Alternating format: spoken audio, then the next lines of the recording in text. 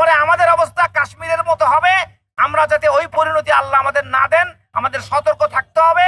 আজকে জুলাই আহত এবং শহীদ পরিবার নিয়ে এই যে আমরা আজকে এই সমাবেশের আয়োজন করা হয়েছে মিছিল পূর্ব, এবং প্যালেস্টাইনি ভাইদের যে দুঃখ দুর্দশা সেগুলো বিশ্বে নির্যাতিত মুসলমানদের বিষয় নিয়ে কথা, এই দুটোই আমাদের কাছে খুবই গুরুত্বপূর্ণ বিষয়।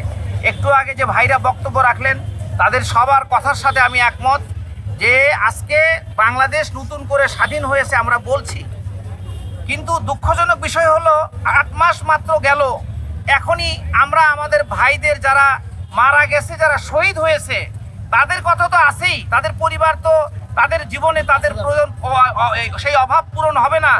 আর 30,000 ভাই বোন যে তারা কাতরাচ্ছে তাদেরকে আমরা মনেই করি না।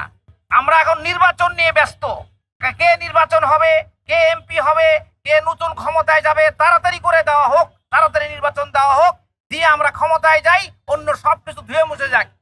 কিন্তু এই ব্যাপারটা জুলাইয়ের হত্যা, যারা অত্যাচারকারী হত্যাকারী তাদের বিচার আগে হতে হবে, আগে বিচার হতে হবে, তারপর হত্যাকারীর বিচার হবে, আহতদের পুনর্বাসন হতে হবে, শহীদ পরিবারের পুনর্বাসন হতে হবে।